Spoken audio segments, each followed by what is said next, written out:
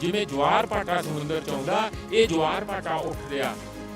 मोदी जी तेने कानून की तो सरकार भी गांव रोड के ले जा सकता है। एडा जबरदस्त शक्ति का प्रदर्शन इत्थे है। किसान अपनी हार्ड तोड़ मेहनत के बाद में उसको इतना भी नहीं बचता है कि वो अपने बच्चों का पेट भर पाए, उनको पढ़ाई लिखाई, उनको दवाई दिला पाए। अगर इस तरीके से सरकारें किसानों को रखेंगी तो एक दिन वो दबे कुचले लोग उठेंगे भी, सरकारों को बदलेंगे भी, और ये समझ में भी आएगा लोगों को कि वो जब लोग उठेंगे तो पूरा सिस्टम चेंज होगा। ये हालात क्यों आया, इसमें मैं एक बात कहना चाहता हूँ कि जो एक आंधी चलाई गई धर्म के नाम की, और जिससे बीजेपी के जैसे मर्जी आदमी को जो खड़े कर दिए पार्टी ने, और हम लोगों ने आंखें बंद करके वोट दे दिया।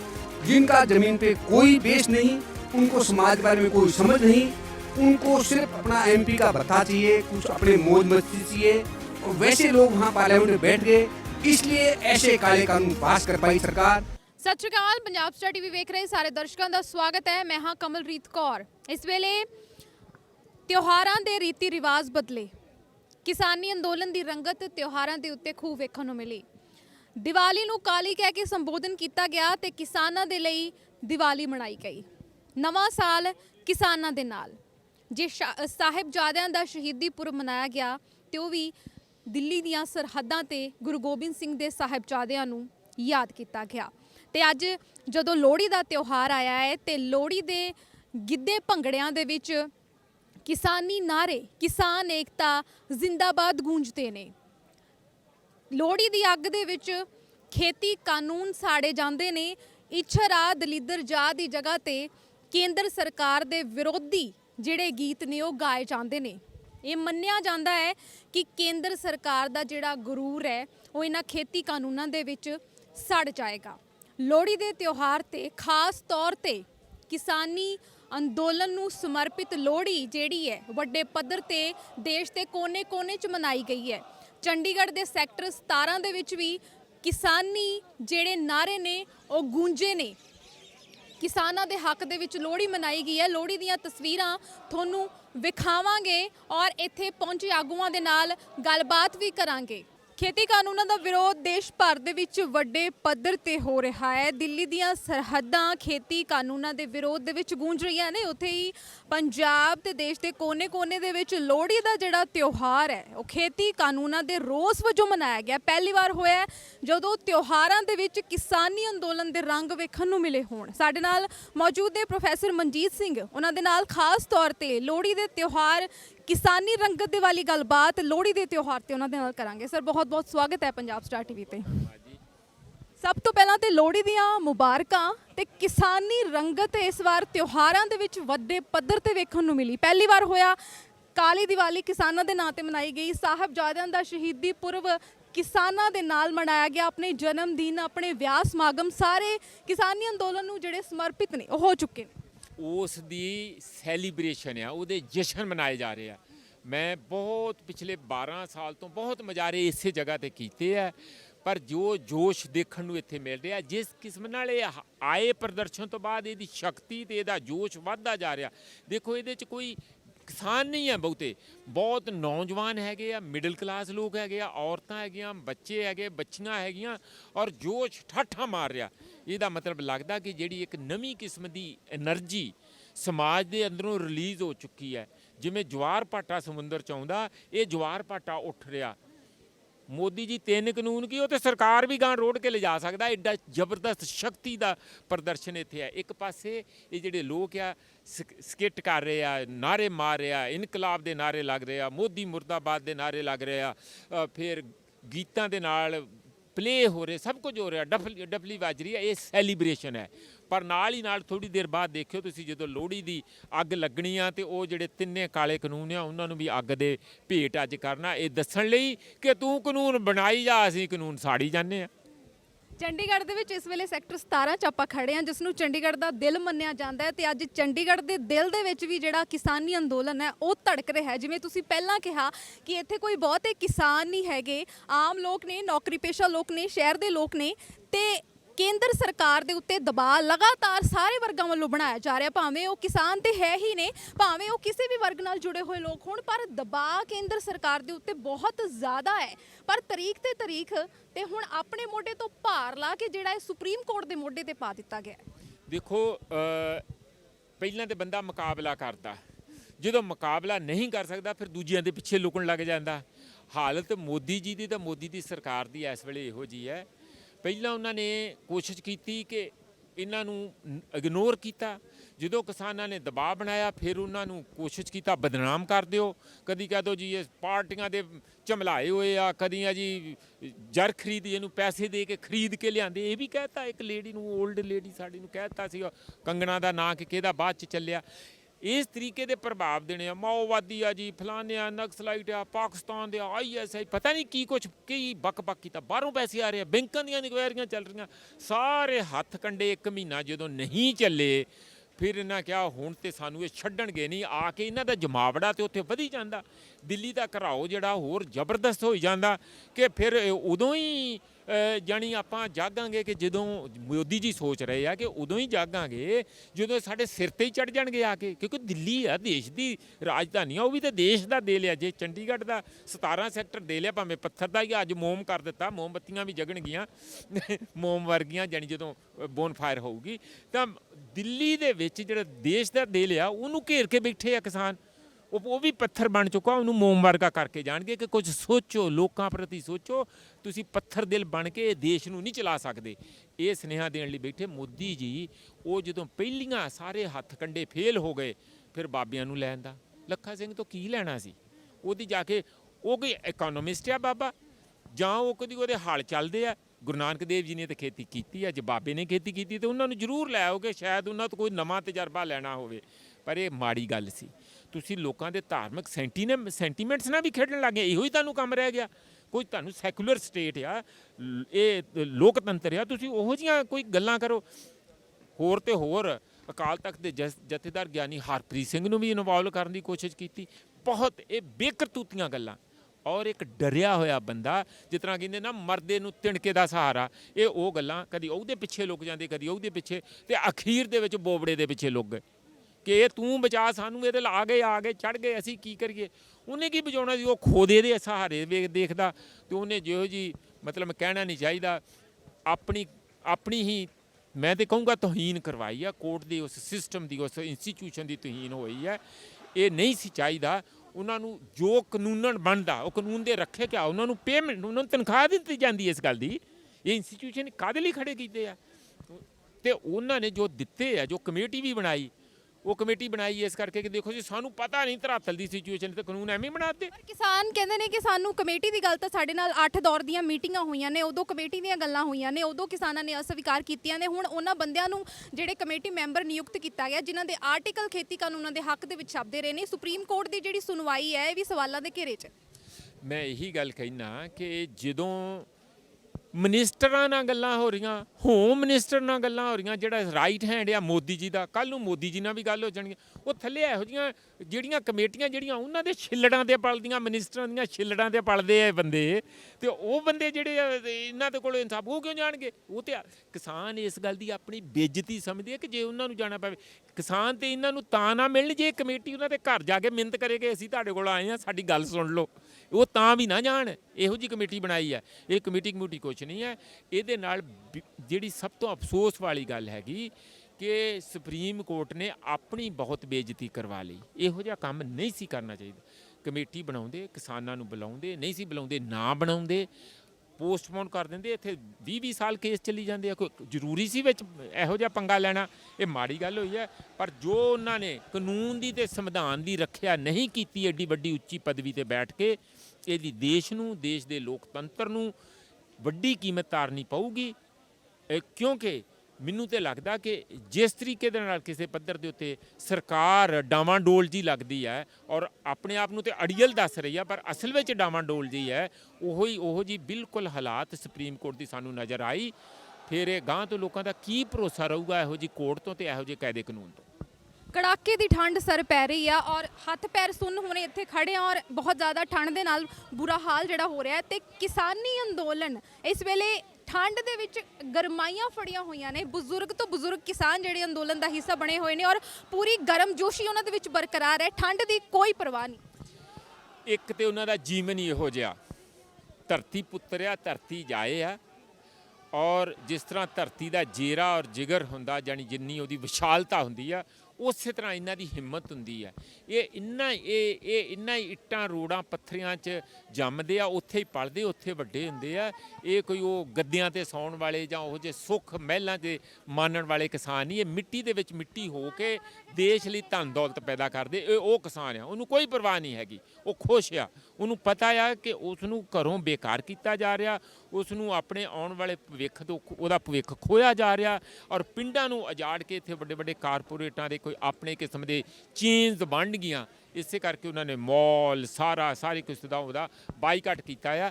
ਇਹ ਜਿਹੜਾ ਚੱਲਿਆ ਆ, ਜਿਹੜਾ ਸਾਰਾ ਤੁਸੀਂ ਗੱਲ ਕਰ ਰਹੇ ਆ ਕਿ ਇਹਦੀ ਕੀ ਐਂਡ ਹੋਊਗਾ, ਇਹਦਾ ਤੇ ਮੈਂ ਨਹੀਂ ਕਹਿ ਸਕਦਾ।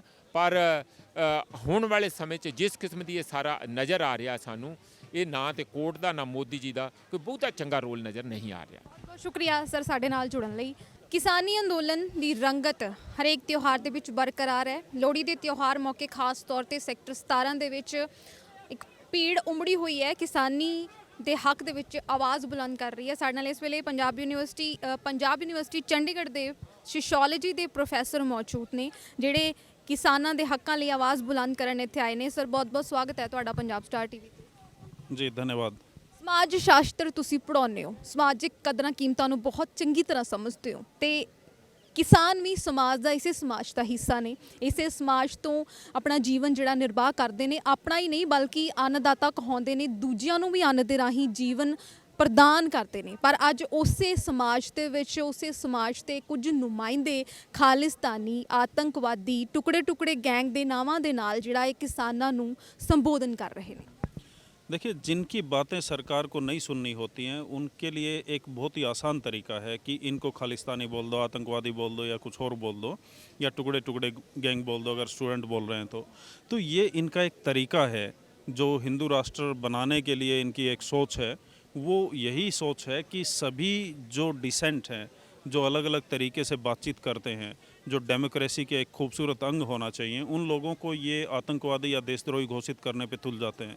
लेकिन इनको ये नहीं पता है कि एक दिन ये सारी आवाज़ें कंसोलिडेट होके सत्ता को चैलेंज भी करेंगी और ख़ुद भी सत्ता में चली जाएंगी, और वो फिर अपने लिए डिसाइड करेंगे कि हमें कैसा देश चाहिए। जैसे आज किसान सड़कों पे आ गए हैं और वो डिसाइड करेंगे आगे कि सत्ता कैसे चलेगी। ये गवर्नमेंट अगर नहीं लेती है इन बिलों को वापस, तो इनकी जगह कोई नई गवर्नमेंट आ जाएगी। यही लोग हैं नया गवर्नमेंट चुनने वाले। जैसे मोदी जी को इन्होंने सत्ता में लेके आया, उसी तरीके से ये किसान कौम चेंज कर देगी गवर्नमेंट को, और नई गवर्नमेंट वो अपने मुताबिक बनाएंगे, जो उनके हितों को ध्यान में रखते हुए लॉ बनाए। ਤੁਸੀਂ ਕਿਸਾਨ ਨਹੀਂ ਹੋ ਪਰ ਕਿਸਾਨੀ ਨੂੰ ਬਹੁਤ ਚੰਗੇ ਤਰੀਕੇ ਨਾਲ ਸਮਝ ਰਹੇ ਹੋ ਕਿ ਕਿਵੇਂ ਜਿਹੜਾ ਕਿਸਾਨ ਹੈ ਇਹਨਾਂ ਖੇਤੀ ਕਾਨੂੰਨਾਂ ਤੋਂ ਪ੍ਰਭਾਵਿਤ ਹੋਏਗਾ, ਉਸ ਦਾ ਜੀਵਨ ਜਿਹੜਾ ਹੈ ਤਬਾਹ ਵੀ ਹੋ ਸਕਦਾ ਹੈ, ਉਸ ਦੀ ਖੇਤੀ ਪ੍ਰਭਾਵਿਤ ਹੋ ਸਕਦੀ ਹੈ। ਪਰ ਸਰਕਾਰ ਨੂੰ ਇਹ ਚੀਜ਼ ਕਿਉਂ ਨਹੀਂ ਸਮਝ ਆ ਰਹੀ?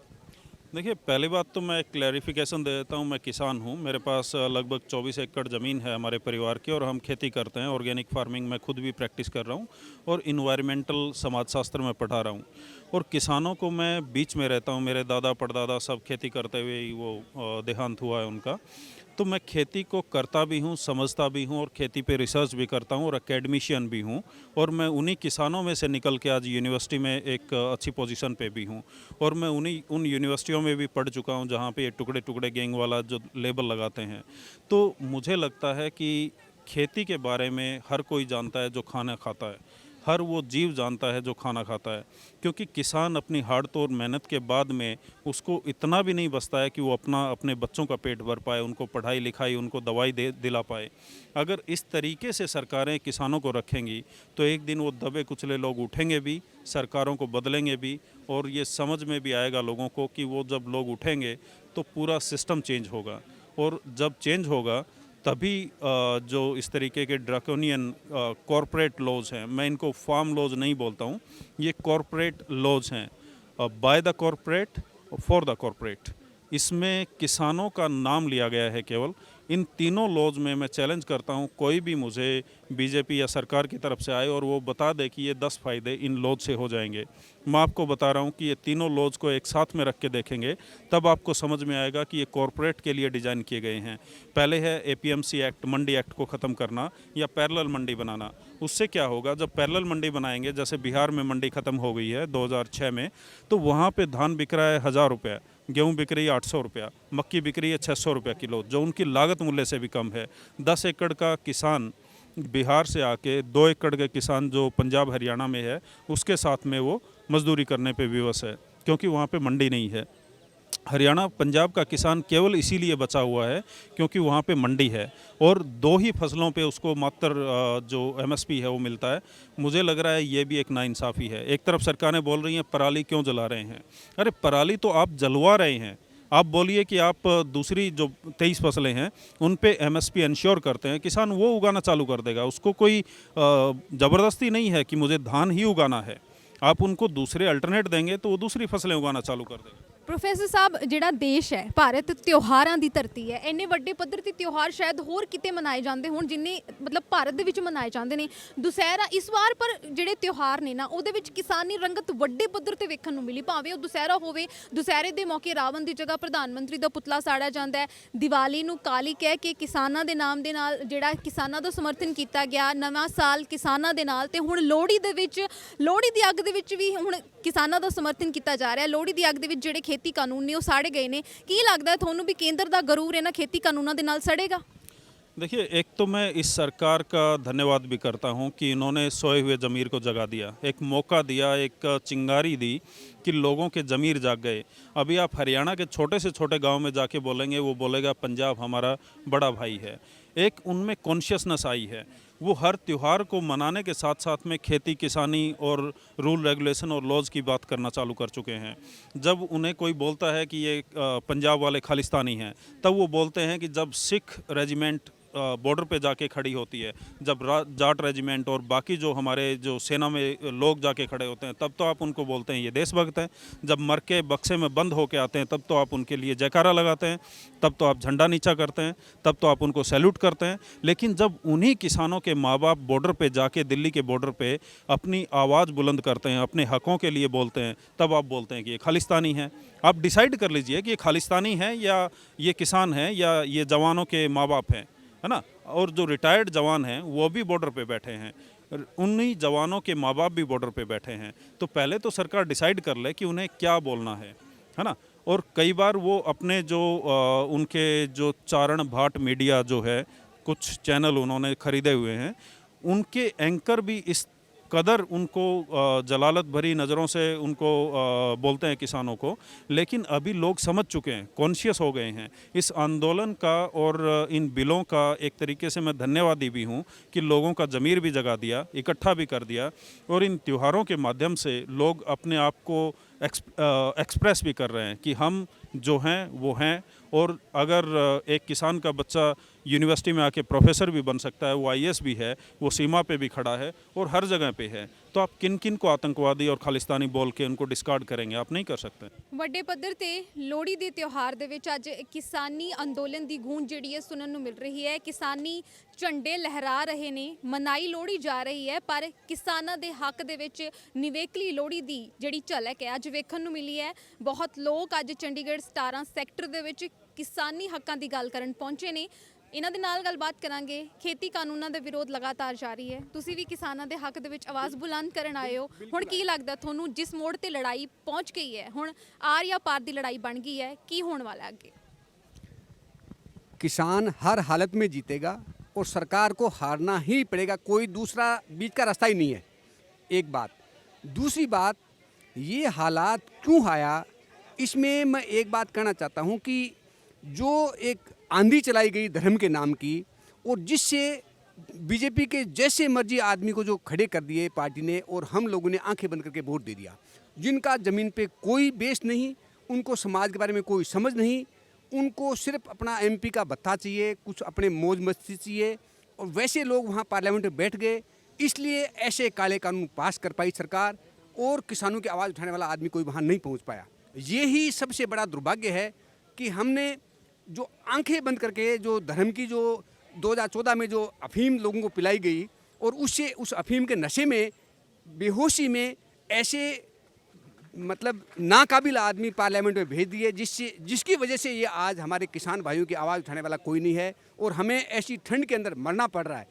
और मैं इस आंदोलन के लिए सबसे बड़ा शुक्रिया तो ये करता हूँ कि जो हमारा भाईचारा किसानों का जो बना है, मैं खुद वहाँ जाके भी आया हूँ और मैं हर डेली यहाँ डेमोस्ट्रेशन में जहाँ भी होते हैं हम खड़ा होता हूँ मैं, और तन मन धन से। इवन मैं आपको छोटी सी बात वैसे नहीं बतानी चाहिए, बताने वाली है कि मैंने मेरे इलाके के किसानों को खुला चैलेंज कर रखा है कि कोई भी आदमी जाना चाहता है वहाँ और ट्रैक्टर ले जाना चाहता है, उसका डीजल का पैसे मैं दूंगा। मैं सीकर राजस्थान से हूँ, मैं वैसे 1990 से यहाँ रहता हूँ, गाँव में भी रहता हूँ।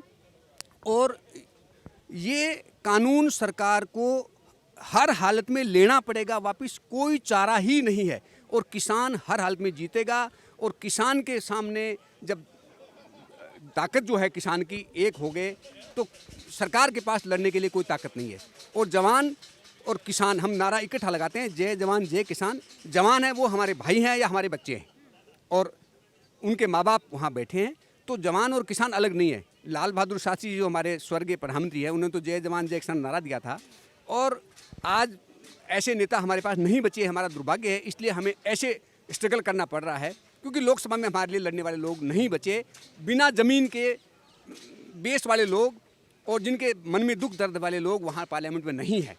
और अब आने वाले टाइम में ये देश में बहुत बड़ा बदलाव होगा। इसके साथ में कानून तो बदले जाएंगे लेकिन देश में बहुत बड़ा एक बदलाव होगा और इसी मूवमेंट से होगा, ये मैं गारंटी से कहता हूँ। ਸਰ ਦੇਸ਼ਵਾਸੀਆਂ ਨੂੰ ਲਗਾਤਾਰ ਸਮੇਂ ਦੀਆਂ ਹਕੂਮਤਾਂ ਦੇ ਨਾਲ ਮੱਥਾ ਲਾਉਣਾ ਪੈਂਦਾ ਹੈ। ਕਦੇ ਐਮਰਜੈਂਸੀ ਦਾ ਦੌਰ ਚੱਲਿਆ ਸੀ ਜਦੋਂ ਐਮਰਜੈਂਸੀ ਦਾ ਵਿਰੋਧ ਵੱਡੇ ਪੱਧਰ ਤੇ ਹੋਇਆ। ਸਮੇਂ ਦੀਆਂ ਸਰਕਾਰਾਂ ਦੇ ਨਾਲ ਹਰ ਵਾਰ ਪੰਜਾਬੀਆਂ ਨੂੰ ਜਾਂ ਦੇਸ਼ਵਾਸੀਆਂ ਨੂੰ ਆਡਾ ਲਾਉਣਾ ਪੈਂਦਾ ਹੈ। ਐਮਰਜੈਂਸੀ ਦਾ ਦੌਰ ਹੋ ਗਿਆ ਤੇ ਹੁਣ ਇੱਕ ਖੇਤੀ ਕਾਨੂੰਨਾਂ ਦਾ ਦੌਰ ਹੈ ਜਿਸ ਦੇ ਵਿੱਚ ਸਾਰਾ ਜਿਹੜਾ ਸਮੁੱਚਾ ਦੇਸ਼ ਹੈ, ਦੇਸ਼ ਹੀ ਨਹੀਂ ਬਲਕਿ ਵਿदेश ਦੇ ਲੋਕ ਵੀ इकट्ठे ने। हाँ जी मैम, वाकई ये जो आपने इमरजेंसी की बात बताई है ये वाकई ठीक है। मैं एक्स सर्विसमैन हूँ, मैं एयरफोर्स से एक्स सर्विसमैन हूँ। वाकई जब 1975 के बीच में इमरजेंसी लगी थी और उस टाइम जितने भी नेता वगैरह थे इन सबको अंडरग्राउंड होना पड़ा था। और उस दौरान जो मोदी आज हमारे किसानों को आतंकवादी बोल रहा है, उग्रवादी बोल रहा है, उस टाइम उस टाइम याद नहीं था कि जो 1975 के बीच में गुजरात से भाग के भुज में गया था और ये 2 साल गुरुद्वारे के बीच में पगड़ी बांध के रहा है। 2 साल इसने हमारे गुरुद्वारे में खाना खाया और 2 साल रहा है।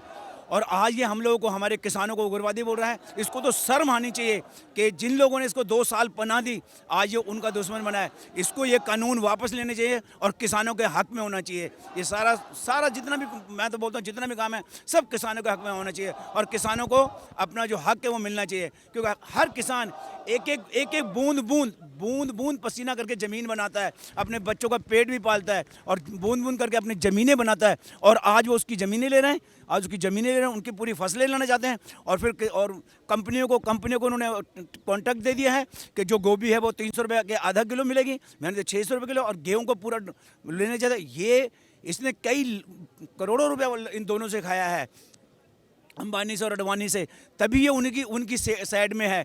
इसको थोड़ा शर्म आना चाहिए और अपनी पब्लिक की तरफ देखना चाहिए और गरीबों की तरफ देखना चाहिए। ये एक बहुत बड़ा मुद्दा है और हमारे किसान भाई जीतेंगे। हमारा पूरा देश किसानों के साथ है, हमारी पूरी आर्मी जो ऑन सर्विस है, जो एक्स सर्विस है, हम सब किसानों के साथ है। ਜਿਹੜੇ ਸਪੀਕਰ ਨੇ ਨਾ, ਜਿਹੜੇ ਮਨੁੱਖਤਾ ਵਾਲੇ ਸਪੀਕਰ ਹੁੰਦੇ ਆ ਨਾ, ਤੋ ਜਿਹੜੇ ਹਾਕਮ ਨੇ ਉਹਨਾਂ ਦੇ ਦਿਲਾਂ ਨੂੰ ਪਿਘਲਾ ਸਕਦੇ ਆ। ਤੇ ਥੋੜਾ ਪਿਘਲਾਉਣ ਦਾ ਕੰਮ ਤਾਂ ਹੋ ਗਿਆ ਕਿ ਇਹਨਾਂ ਨੂੰ ਵੱਖ-ਵੱਖ ਮੀਟਿੰਗਾਂ ਕਰਨੀਆਂ ਪਈਆਂ। ਫਿਰ ਉਸ ਤੋਂ ਬਾਅਦ ਸੁਪਰੀਮ ਕੋਰਟ ਨੂੰ ਇਹ ਕਹਿਣਾ ਪਿਆ ਕਿ ਅਸੀਂ ਰੋਕ ਲਾ ਰਹੇ ਹਾਂ। ਪਰ ਇੱਥੇ ਨਹੀਂ ਗੱਲ ਰੁਕਣੀ। ਕਿਰਤੀ ਜਿਹੜੇ ਸੋਚ ਰਹੇ ਆ ਕਿ ਪੂਰੇ ਦੇ ਪੂਰੇ ਕਾਨੂੰਨ ਆ ਜਿਹੜੇ ਰੱਦ ਹੋਣੇ ਚਾਹੀਦੇ ਤੇ ਕਲਾਕਾਰ ਉਹਨਾਂ ਦੇ ਨਾਲ ਆ। ਬੇਸਿਕਲੀ ਜੋ ਮਜ਼ਦੂਰ, ਕਿਸਾਨ, ਛੋਟੇ ਦੁਕਾਨਦਾਰ, ਇਹ ਉਹਨਾਂ ਨਾਲ ਜੁੜਿਆ ਹੋਇਆ ਮਸਲਾ ਸਿਰਫ ਕਿਸਾਨੀ ਦਾ ਨਹੀਂ, ਨਾ ਸਿਰਫ ਪੰਜਾਬ ਦਾ, ਇਹ ਪੂਰੇ ਦੇਸ਼ ਦੇ ਲੋਕਾਂ ਦਾ, ਕਿਰਤੀ ਲੋਕਾਂ ਦਾ ਮਸਲਾ, ਉਹਨਾਂ ਦੀ ਰੋਟੀ ਦਾ ਮਸਲਾ। ਸੋ ਉਸ ਕਰਕੇ ਇਹ ਸਾਰੇ ਲੋਕਾਂ ਦਾ ਜਦੋਂ ਮਸਲਾ ਬਣਦਾ ਤਾਂ ਮਨੁੱਖਤਾ ਦਾ ਮਸਲਾ ਬਣ ਜਾਂਦਾ ਤੇ ਉਹ ਲੋਕ ਆਪਦੀ ਲੜਾਈ ਲੜ ਰਹੇ ਆ ਤੇ ਆਪਦੀ ਆਵਾਜ਼ ਉੱਥੋਂ ਤੱਕ ਪਹੁੰਚਾ ਰਹੇ ਆ। ਸਰ ਇਸ ਵੇਲੇ ਕੇਂਦਰ ਸਰਕਾਰ ਇੱਕ ਪਾਸੇ ਤੇ ਸਮੁੱਚਾ ਦੇਸ਼ ਇੱਕ ਪਾਸੇ, ਕੇਂਦਰ ਸਰਕਾਰ ਨੂੰ ਆਪਣੀ ਨੀਤੀ ਇਸ ਵੇਲੇ ਬਿਲਕੁਲ ਸਹੀ ਲੱਗ ਰਹੀ ਹੈ ਤੇ ਜਿਹੜੇ ਲੋਕ ਇਸ ਵੇਲੇ ਕਿਸਾਨਾਂ ਦੇ ਹੱਕ ਦੇ ਵਿੱਚ ਆਵਾਜ਼ਾਂ ਬੁਲੰਦ ਕਰ ਰਹੇ ਨੇ ਉਹਨਾਂ ਨੂੰ ਵੀ ਇਸ ਚੀਜ਼ ਦਾ ਖਮਿਆਜ਼ਾ ਭੁਗਤਣਾ ਪੈ ਰਿਹਾ ਹੈ। ਕਲਾਕਾਰ ਵੀ ਸਰਕਾਰ ਦੀ ਬੇਰੁਖੀ ਦਾ ਜਿਹੜੇ ਸ਼ਿਕਾਰ ਨੇ ਹੋਏ ਨੇ ਕਿ ਕਿਸੇ ਤੇ ਈਡੀ ਦੀ ਰਡਾਰ ਡਿੱਗੀ ਹੈ, ਕਿਸੇ ਦੀ ਗ੍ਰਿਫਤਾਰੀ ਹੁੰਦੀ ਹੈ ਤੇ ਹੁਣ ਜਿਹੜੀ ਗਾਜ ਡਿੱਗਣੀ ਸ਼ੁਰੂ ਹੋ ਗਈ ਹੈ ਤੇ ਇਹ ਕੋਸ਼ਿਸ਼ਾਂ ਸਰਕਾਰ ਦੀਆਂ ਨੇ ਵੀ ਜਿਹੜੇ ਕਲਾਕਾਰ ਨੇ ਉਹ ਡਰ ਕੇ ਪਿੱਛੇ ਹੋ ਜਾਣ। ਹਾਂ, ਉਹ ਜਿਸ ਤਰੀਕੇ ਕੇ ਕੁਝ ਦੋਸਤਾਂ ਤੇ ਇਹਨਾਂ ਨੇ ਕਲਾਕਾਰ ਦੋਸਤਾਂ ਦੇ ਉੱਪਰ ਪਰਚੇ ਕੀਤੇ ਆ, ਉਹ ਪਰ ਇਹ ਬਹੁਤ ਮਤਲਬ ਹੈ ਕਿ ਨਾ ਜਿਵੇਂ ਬੁਝਦਲੇ ਲੋਕਾਂ ਵਾਲੀਆਂ ਚਾਲਾਂ ਹੁੰਦੀਆਂ। ਸਰਕਾਰਾਂ ਕਲਾ ਵਾਲੇ ਪੱਖੋਂ ਜਦੋਂ ਆਪਾਂ ਸਮਝ ਗਏ, ਕਲਾਕਾਰਾਂ ਤੋਂ ਨਾ ਇੱਕ ਕਿਸਮ ਦਾ ਡਰ ਹੁੰਦਾ ਹੈ, ਪਰ ਇਹ ਡਰ ਉਦੋਂ ਤੱਕ ਮਜ਼ਬੂਤ ਨਹੀਂ ਬਣਦਾ ਜਿੰਨੀ ਦੇਰ ਤੱਕ ਇਹ ਕਲਾਕਾਰ ਇੱਕ ਖਾਸ ਜਥੇਬੰਦਕ ਢਾਂਚੇ ਦੇ ਨਾਲ ਨਹੀਂ ਤੁਰਦੇ। ਜਦੋਂ ਉਹ ਨਹੀਂ ਤੁਰਨਗੇ ਤਾਂ ਆਪਣੇ ਆਪ 'ਚ ਉਹ ਪਾਵਰ ਨਹੀਂ ਹੁੰਦੀ ਜਿਹੜੀ ਕਿ ਇੱਕ ਜਥੇਬੰਦਕ ਢਾਂਚੇ ਦੇ ਨਾਲ ਜਦੋਂ ਤੁਰਦੇ ਹਾਂ ਤੇ ਉਹ ਬਣਨੀ ਹੈ। ਇਹ ਠੀਕ ਹੈ, ਛੋਟੀਆਂ ਮੋਟੀਆਂ ਮੁਸ਼ਕਲਾਂ ਆਉਣਗੀਆਂ, ਫਿਰ ਕੀ ਹੈ, ਇਹ ਪੂਰੇ ਦੁਨੀਆ ਦਾ ਇਤਿਹਾਸ ਹੈ। ਜਿਹੜੇ ਦੇਸ਼ ਦਾ ਮਰਜ਼ੀ ਲੈ ਲਓ ਤੇ ਉਹ ਕਲਾਕਾਰਾਂ ਤੇ ਮੁਸ਼ਕਲਾਂ ਆਈਆਂ ਤਾਂ ਉਹ ਇੱਕ ਸਮਾਜ ਨੂੰ ਬਦਲਣ ਵਾਲੀ ਲੋਕ ਨਾਲ ਖੜੇ ਨੇ। ਦੇਖੀ ਜਾਏਗੀ ਉਹਦੇ ਨਾਲ ਕੀ ਜਾਏ। ਤਰੀਕਾਂ ਤੇ ਤਰੀਕਾਂ ਮਿਲ ਰਹੀਆਂ ਨੇ। ਫਿਲਮੀ ਅਦਾਕਾਰ ਸਨੀ ਦਿਓਲ ਜਿਹੜੇ ਐਮਪੀ ਨੇ ਉਹਨਾਂ ਦਾ ਹੀ ਡਾਇਲੋਗ ਹੈ ਵੀ ਤਾਰੀਖ ਪੇ ਤਾਰੀਖ ਮਿਲ ਰਹੀ ਹੈ ਔਰ ਅੱਜ ਸਰਕਾਰ ਦੇ ਵੱਲੋਂ ਵੀ ਤਾਰੀਖ ਤੇ ਤਾਰੀਖ ਮਿਲ ਰਹੀ ਹੈ ਔਰ ਸਨੀ ਦਿਓਲ ਜੀ ਚੁੱਪ ਨੇ ਬਤੌਰ ਐਮਪੀ ਕਿਉਂਕਿ ਭਾਜਪਾ ਵੱਲੋਂ ਲੜ ਰਹੇ ਨੇ। ਖੈਰ ਇਹ ਦੂਜਾ ਮਸਲਾ ਹੈ, ਪਰ ਹੁਣ ਜਿਹੜੀ ਤਾਰੀਖ ਤੇ ਤਾਰੀਖ ਹੈ ਮਿਲ ਕੇ ਹੁਣ ਇਹ ਜਿਹੜੀ ਲੜਾਈ ਹੈ ਕਾਨੂੰਨ ਦੇ ਦਾਅ ਪੇਚਾਂ ਦੇ ਨਾਲ ਜਿਹੜੀ ਹੈ ਲੜੀ ਜਾ ਰਹੀ ਹੈ। ਸਾਰੀ ਜਿਹੜੀ ਇਹ ਕਹਿ ਲਓ ਵੀ ਗੋਲੀ ਬੰਦੂਕ ਜਿਹੜੀ ਹੈ ਸੁਪਰੀਮ ਕੋਰਟ ਦੇ ਮੋਢੇ ਤੇ ਰੱਖ ਕੇ ਕੇਂਦਰ ਸਰਕਾਰ ਹੁਣ ਚਲਾਉਣਾ ਚਾਹੁੰਦੀ ਹੈ। ਇਹ ਡਰ ਪਏ ਨੇ, ਇੰਨੀ ਬੇਇੱਜ਼ਤੀ ਹੋ ਚੁੱਕੀ ਹੈ, ਇਹ ਤਰੀ ਚਾਲਾਂ ਹੁੰਦੀਆਂ ਹਾਕਮਾਂ ਦੀਆਂ। ਪਰ ਤੁਸੀਂ ਦੇਖੋ ਸੁਪਰੀਮ ਕੋਰਟ ਦਾ ਜਦੋਂ ਐਲਾਨ ਆਇਆ ਉਸ ਤੋਂ ਬਾਅਦ ਜੋਗਿੰਦਰ ਉਗਰਾਹਾਂ ਨੂੰ ਬਾਰ-ਬਾਰ ਸੁਣੋ, ਸਾਡੇ ਬਾਕੀ ਜਥੇਬੰਦੀਆਂ ਜਿਹੜੀਆਂ ਉਹਨਾਂ ਨੂੰ ਬਾਰ-ਬਾਰ ਸੁਣੋ ਕਿ ਉਸੇ ਟਾਈਮ ਉਹਨਾਂ ਨੇ ਲੋਕਾਂ ਨੂੰ ਸਮਝਾਉਣਾ ਸ਼ੁਰੂ ਕਰ ਦਿੱਤਾ ਕਿ ਕੀ ਚਾਲ ਚੱਲੀ ਜਾ ਰਹੀ ਹੈ। ਜੋ ਕੁਝ ਵੀ ਇਸ ਸੰਘਰਸ਼ ਦਾ ਕਰਨਗੀਆਂ ਉਹ ਜਥੇਬੰਦੀਆਂ ਦੇ ਆਗੂ ਕਰਨਗੇ ਕਿਉਂਕਿ ਉਹਨਾਂ ਕੋਲੇ ਸੂਝ ਆ। ਅਸੀਂ ਸਿਰਫ ਨਾਲ ਹਾਂ, ਅਸੀਂ ਤਾਂ ਨਾਲ ਚੱਲਣਾ ਹੈ। ਜੋ ਕਹਿਣਗੇ, ਜੋ ਉਹਨਾਂ ਦਾ ਸਿਸਟਮ ਹੈ ਇੱਕ ਅਨੁਸ਼ਾਸਨ ਵਾਲਾ, ਉਹਦੇ ਵਿੱਚ ਰਹਿ ਕੇ ਅਸੀਂ ਕੰਮ ਕਰਨਾ ਹੈ। ਬਹੁਤ ਬਹੁਤ ਸ਼ੁਕਰੀਆ ਸੈਮੂਲ ਸਾਡੇ ਨਾਲ ਜੁੜਨ ਲਈ। ਅੱਜ ਲੋਹੜੀ ਦੇ ਉੱਤੇ ਇਹ ਕਾਮਨਾ ਕਰਦੇ ਹਾਂ ਅਸੀਂ ਕਿ ਕਿਸਾਨਾਂ ਨੂੰ ਜਿਹੜਾ ਹੈ ਉਹਨਾਂ ਦਾ ਹੱਕ ਮਿਲੇ, ਜਿਹੜਾ ਅੰਦੋਲਨ ਸਾਰੇ ਵਰਗਾਂ ਦਾ ਹੈ ਉਹ ਬਹੁਤ ਜਿਹੜਾ ਹੈ ਸਿਖਰਾਂ ਤੇ ਜਾਵੇ ਔਰ ਹੱਕ ਜਿਹੜਾ ਹੈ ਮਿਲ ਕੇ ਰਹੇ। ਤੁਸੀਂ ਲੋਹੜੀ ਦੀਆਂ ਤਸਵੀਰਾਂ ਵੇਖੀਆਂ ਨੇ ਔਰ ਅੱਜ ਪਹਿਲੀ ਵਾਰ ਜਿਹੜੀ ਲੋਹੜੀ ਹੈ ਕਿਸਾਨਾਂ ਦੇ ਹੱਕਾਂ ਦੇ ਵਿੱਚ ਮਨਾਈ ਗਈ ਹੈ। ਜਿਵੇਂ ਮੈਂ ਪਹਿਲਾਂ ਜ਼ਿਕਰ ਕੀਤਾ ਹੈ ਕਿ ਜਿੰਨੇ ਵੀ ਤਿਉਹਾਰ ਨੇ ਕਿਸਾਨਾਂ ਨੂੰ ਸਮਰਪਿਤ ਰਹੇ ਨੇ, ਲਗਾਤਾਰ ਕਿਸਾਨੀ ਹੱਕਾਂ ਦੀ ਜਿਹੜੀ ਆਵਾਜ਼ ਹੈ ਉਹ ਉੱਠ ਰਹੀ ਹੈ। ਹੁਣ ਸਿਰਫ ਹਾਂ ਜਾਂ ਨਾ ਦੇ ਉੱਤੇ ਗੱਲ ਖੜੀ ਹੋਈ ਹੈ, ਕਾਨੂੰਨੀ ਦਾਅ ਪੇਚ ਦਾ ਅੜਿੱਕਾ ਇੱਕ ਵਿੱਚ ਆ ਗਿਆ, ਪਰ ਕਿਸਾਨਾਂ ਦੀ ਮੰਗ, ਕਿਸਾਨਾਂ ਦਾ ਜੋਸ਼ ਬਰਕਰਾਰ ਹੈ। ਹੁਣ ਵੇਖਣਾ ਇਹ ਹੋਵੇਗਾ ਕਿ ਕੇਂਦਰ ਦੀ ਤੇ ਕਿਸਾਨਾਂ ਦੀ ਖਾਨਾ ਜੰਗੀ ਜਿਹੜੀ ਹੈ ਕਿੱਥੇ ਜਾ ਕੇ ਨਿਬੜੇਗੀ। ਆਖਿਰਕਾਰ ਕੇਂਦਰ ਸਰਕਾਰ ਝੁਕੇਗੀ ਜਾਂ ਫਿਰ ਕੋਈ ਨਵਾਂ ਦਾਅ ਪੇਚ ਖੇਡੇਗੀ। ਫਿਰ ਹਾਜ਼ਰ ਹੋਵਾਂਗੇ। ਤੁਸੀਂ ਵੇਖਦੇ ਰਹੋ ਪੰਜਾਬ ਸਟਾਰ ਟੀਵੀ। ਧੰਨਵਾਦ।